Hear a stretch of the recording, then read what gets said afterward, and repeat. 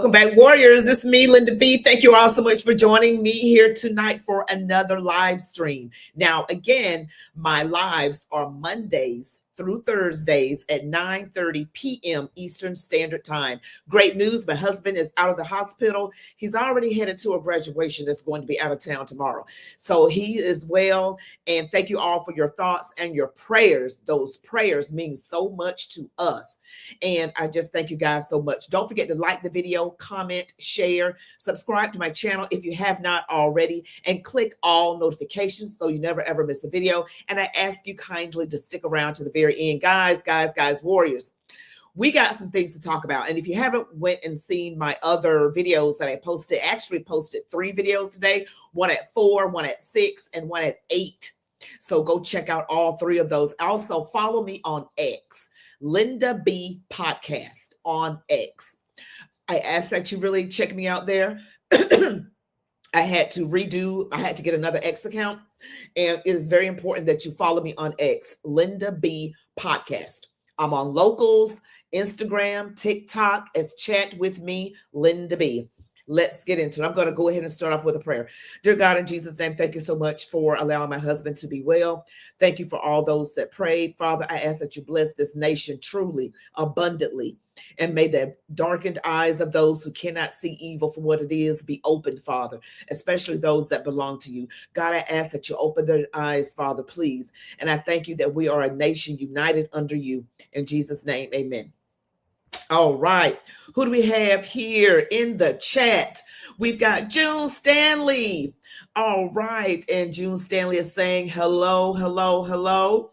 And Fed Up Patriot. All right.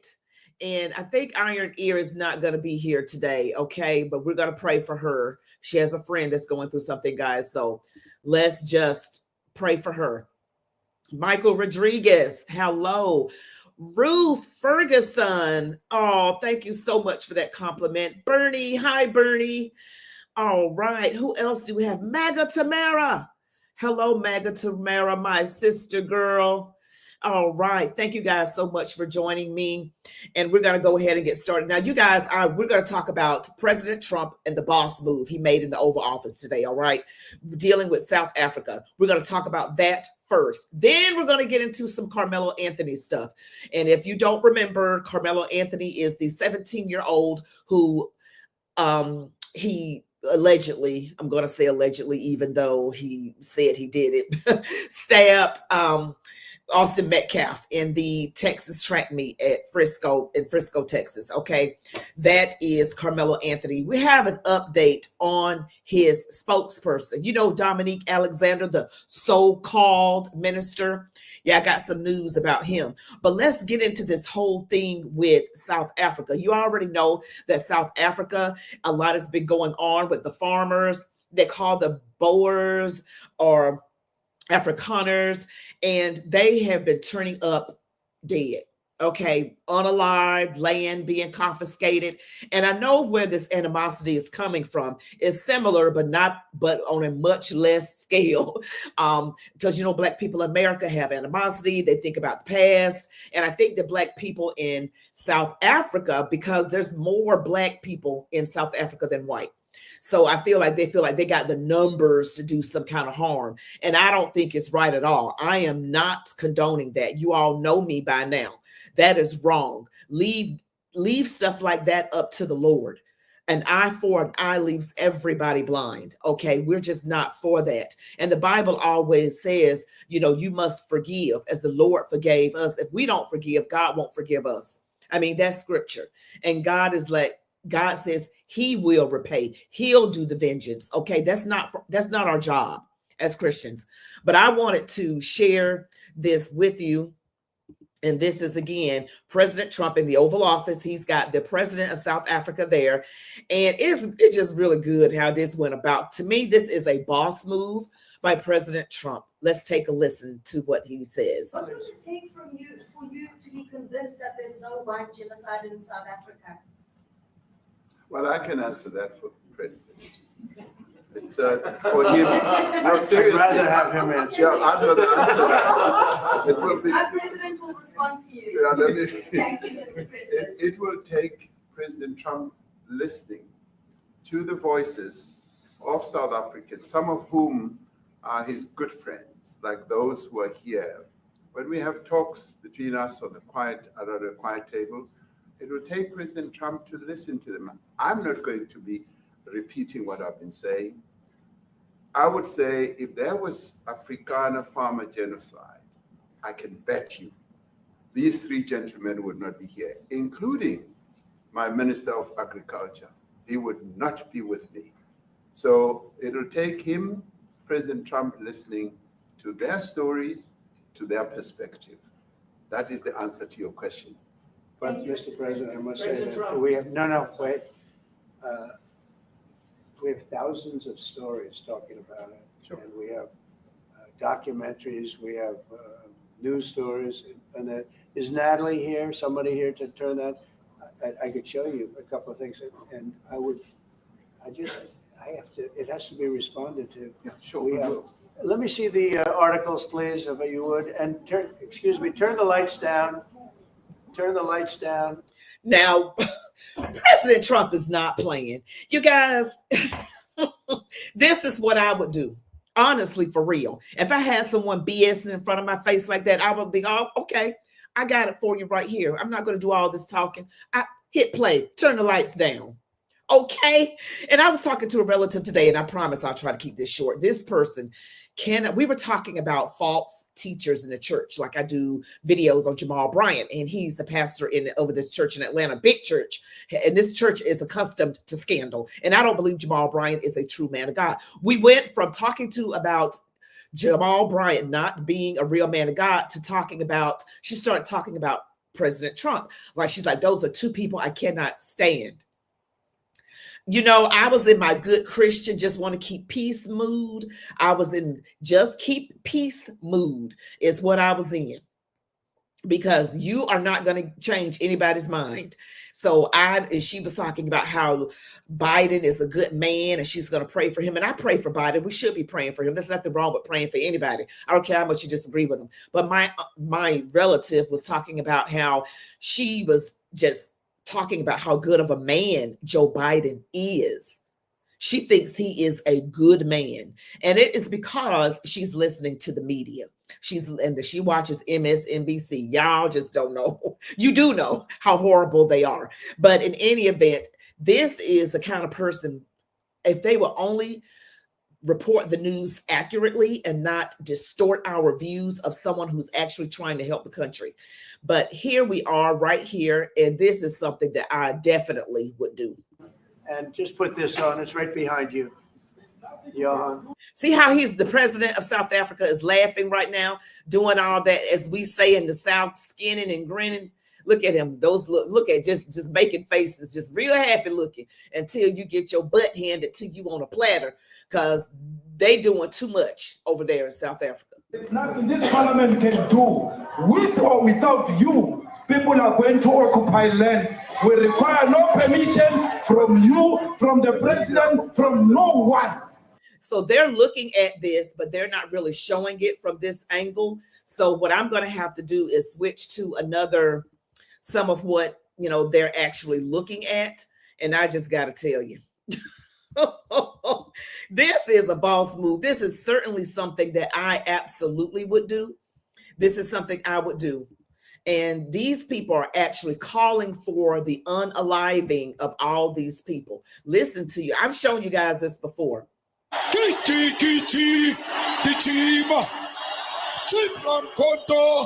Alliance.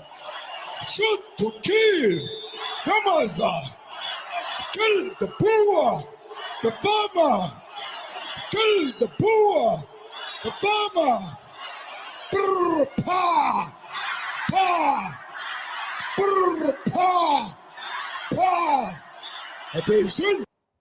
See, look, that's crazy, right? And it says there's footage of South Africa's Black Party singing Unalive the Boer, which means white people, Unalive the white farmer, in front of the South African president in the Oval Office. South African president is very uncomfortable. This is what President Trump played in the Oval Office. That clip right there. and it's lit, and they got the sounds of a machine gun in there. And here is another example. This is someone in I guess one of their governmental meetings or whatever. There's nothing you can do. There's nothing this parliament can do. With or without you, people are going to occupy land. We require no permission from you, from the president, from no one. We don't care. We can do whatever you want to do. Who are you to tell us whether we can occupy land or not? See, this is what I'm talking about right now. So just so you guys know what they're looking at, and looking at the. That's who we are.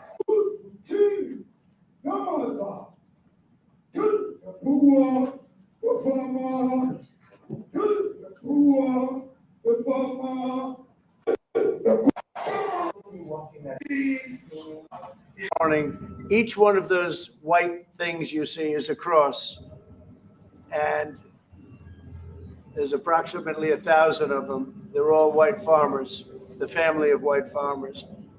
And those cars aren't driving, they're stopped there to pay respects to their family member who was killed. And it's a terrible sight. I've never seen anything like it. Both sides of the road, you have crosses. So they're looking at crosses right now. And I'm just going to show you, this is what they were looking at right here. The cross.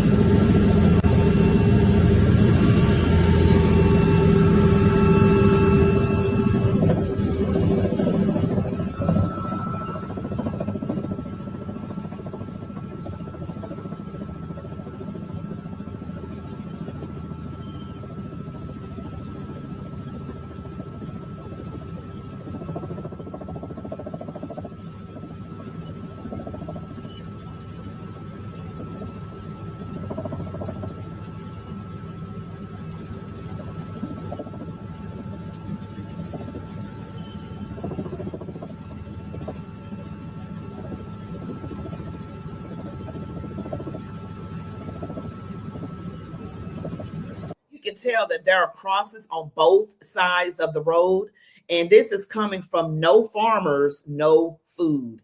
No farmers, no food. And look at this, crosses on both sides.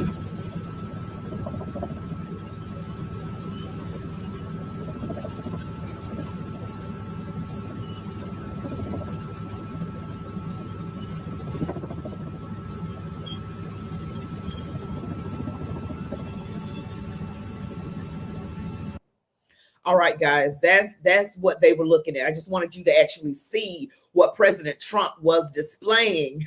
Okay, so that was the president of South Africa, and Donald Trump is not playing. He is not playing. Now I'm gonna I think they got some more audio to this. Let me just pull this up. Don't forget to like the video, comment, share, subscribe.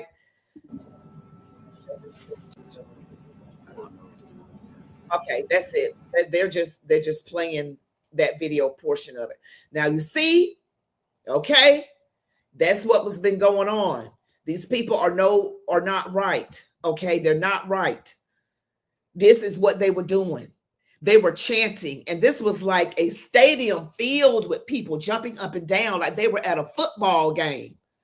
They were cheering, jumping up and down like they're at a concert, talking about unaliving someone. That's evil. Okay, that's evil. And those farmers, the ones, especially the ones, I can't speak for all the farmers, but the ones that were brought over here, like about 50 something farmers, just a few dozen, and they looked young. They looked like they were born in the 90s. Or later, actually, even more recently. The reason I say that is because they are not the ones that are responsible for apartheid. You don't take things out on anybody, no, even if they were responsible, but definitely not for people who were not even the ones who did the evil. Okay, so that's just not right. It's simply not right. Is no country could survive. No civilization could survive if we think like that. If all of us thought that way, nobody would be here.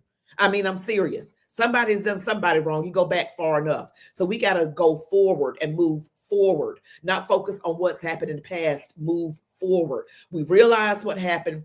We try to do better than our ancestors did. That's the best advice I can give anyone. All right. So that's what I say. Now, next, I want to share with you something with Megyn Kelly. Megyn Kelly just really, really exposed Jake Tapper. And he's got this book, like this CYA book, Cover Your A Squared, talking about, trying to cover himself for the lies that he told. And Joe Scarborough did the same thing. Like, the media has just been laid bare. They've been caught with their pants down, lying. Okay. They lied about a lot of things. I can name a ton of things that they lied about, and people still watch the news acting like it's accurate. I just let them be ignorant. I'm not going to be getting into arguments with anybody, but let me go ahead and play this segment from Megyn Kelly. This is really good. I did ask Joe Biden to be transparent about his health records in an interview in 2020. I did ask him about the fact that voters then he wasn't. thought that he was not transparent at all. No, he promised you that he would be transparent about his health records, and then he wasn't. And when you sat with him again, at all. including 1 month after the Jackie Walorski thing, you didn't ask him about it. You didn't follow up on the fact that he was falling up the stairs, that he was losing his train of thought regularly, that he was slurring, that he was incomprehensible, that he was getting lost on the White House lawn. You sat right across from him and you asked none of that, notwithstanding the fact that he had promised you he would be fully transparent about his health issues. You know as well as I do that there's a way of, you can say, hey, there's this poll on your age, or you could say, you just forgot that Jackie Walorski was dead. You asked where she was moments after watching a videotape tribute to her. You lowered the flags at the White House after she died. This happened 13 days before you sat with him. There is a way of pressing a man like that on the actual infirmities to bring it home to him and to the audience, and you didn't do it. It wasn't just that. I mean, you sat with him a couple of times in the course of his presidency, and these issues were not pressed. Well, there was at least that time, and then there was the time at the beginning. And but separate and apart from that, you covered the Biden's presidency. No. Let me just finish my point. You covered the Biden presidency. Okay, right. And it was 13 days after the Jackie Walorski thing. But you covered the Biden presidency aggressively throughout the 4 years, and you didn't cover mental acuity hardly at all. I mean, time and time again, when issues came up, you seemed to be running cover for the president. You didn't seem interested. Do you want to apologize to Lara Trump now? I've already apologized to her. I called her months ago. I feel angry because she was right. And not only did you not allow her to make her comments, but you seemed to try to humiliate her. You had a hostility toward the position, but she was totally right. And then you lectured her on how she was in no position to diagnose cognitive decline, which you guys do at length, including on page 4 of your book. You describe at length his cognitive decline, which is all she tried to do with you. But you had such a visceral reaction to her. Joe Biden has been saying stupid things for decades. Okay, I get what you're saying, but this minimizes it too, because it was more than saying stupid things. But I'm telling you, like over here in my ecosphere, we were covering all of these. It wasn't just falling down. It was getting lost. It was some of the stuff you report in your book. We knew, and we were reporting on, like the multi-jump cuts in the videos of him, where it was obvious he couldn't get through a 1-minute take. So they had to use those. It was clear to us that he was using teleprompter, and there was some reporting on that at the time, all of which the White House was denying. Now, with the current White House, I have some connections. With the Joe Biden White House, I had none, but you did. And so while you've been in Washington 30 years, Jake, you guys, you and CNN have White House connections, but there was no effort, none to get to the bottom of this. And now for you guys to write this book, like there was a cover up. It's like there was a cover up, and there was an attempted cover up. It could only ever work if you allowed it. I did ask. Wow. Get him, Megyn. Fake Tapper, fake Jake. Fake Tapper right there with Joe Scarborough, Rachel Maddow, and Joyless Behar. I'm just saying, and I'm glad Joyless Reed is off the air. Oh my God, Fed Up Patriot truly is. I cannot believe people will want our skin color to dictate if we can be friends or not. I know, right? It doesn't matter, because they are for the demons who are unaliving all the people in South Africa. They hate white people, and especially white men. Is sickening.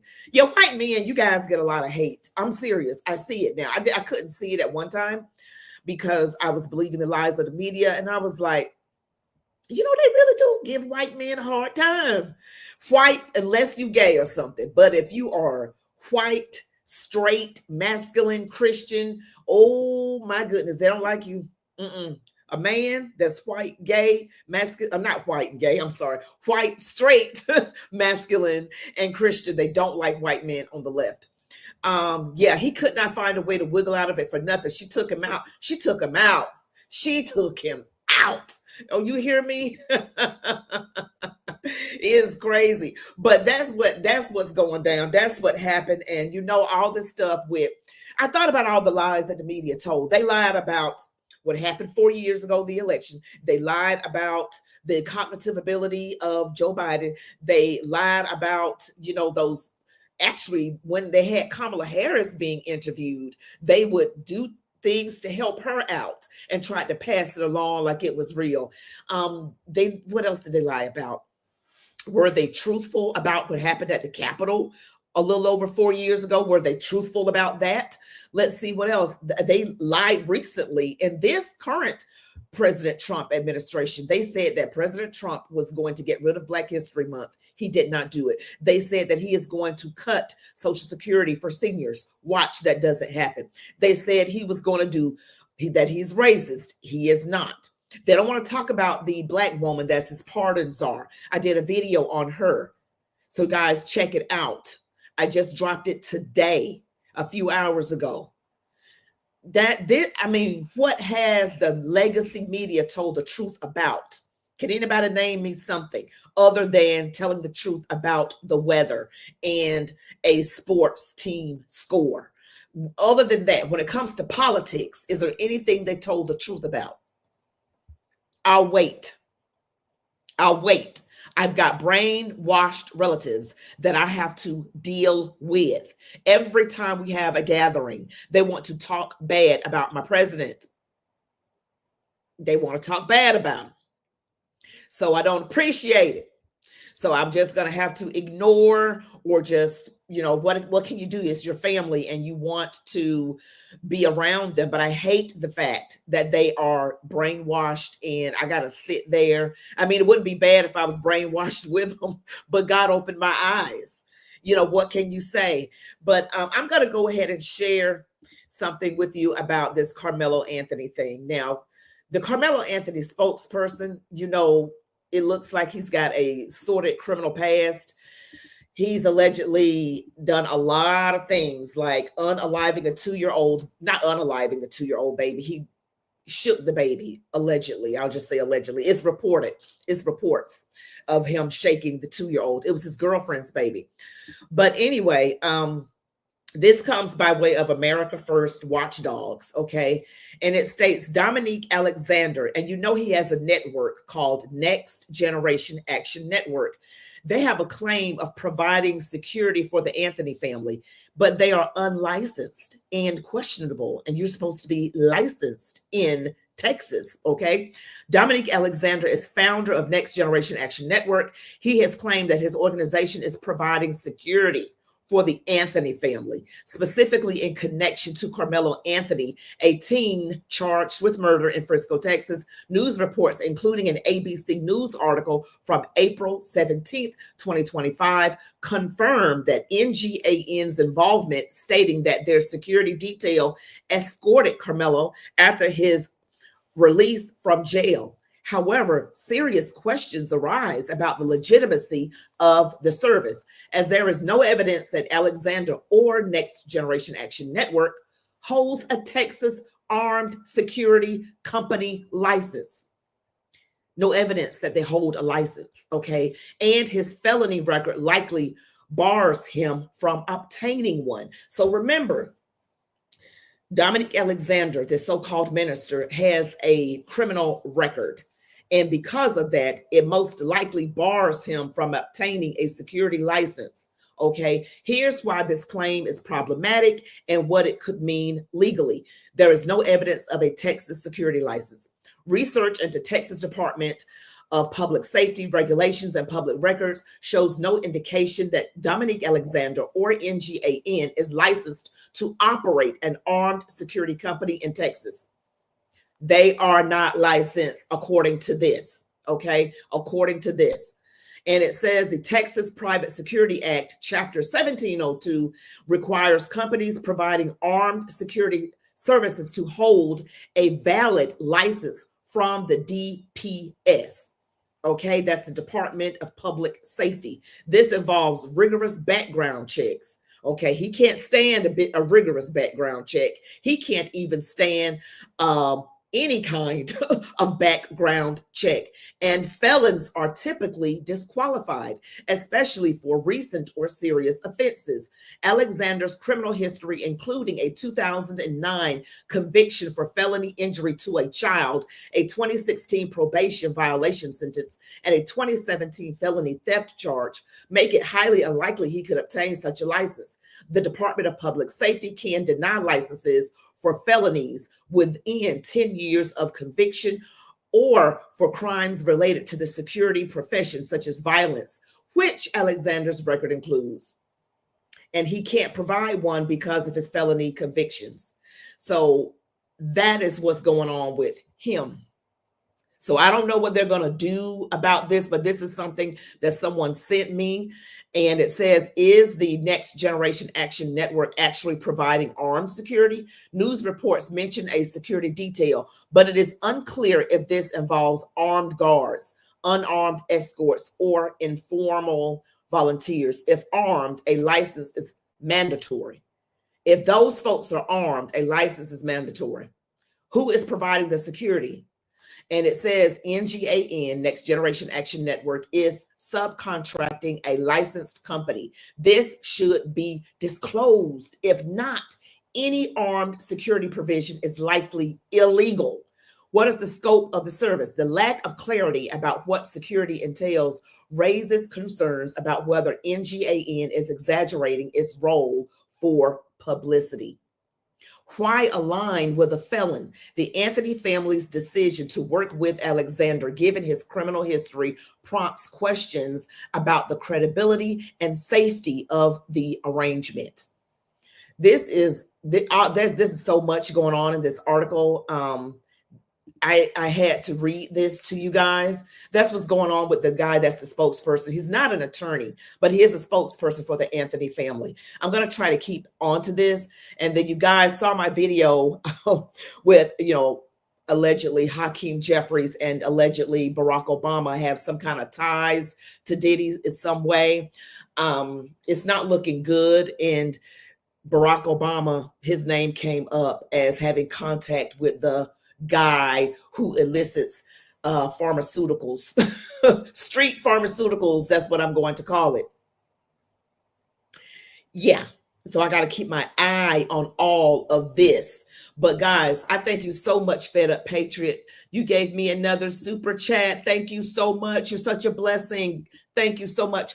Well, you guys, that's really all I have for tonight. Don't forget to smash the like button, comment, share, subscribe to my channel, hit all notifications so that you never, ever miss a video that I post. Now, I have a graduation to go to tomorrow, so I don't foresee me doing any videos except a live. Okay, I will be doing a live video tomorrow. And probably I might get out one recorded video at about 6, maybe.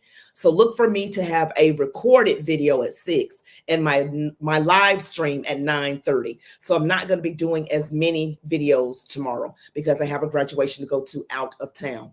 And I thank you guys so much. Oh, Dale, so thank you so much. What a blessing. Thank you for that.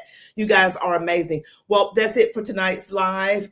You guys, I got to get me some rest. My husband's doing better. I thank you guys for supporting me in that and praying for him. Remember to be praying for Iron Ear's friends, family. Pray for her friend's family and do that. But you guys, thank you so much. You all be blessed. Love God, your families. And, like I always say, the United States of America, and march on, warriors. Good night, everybody.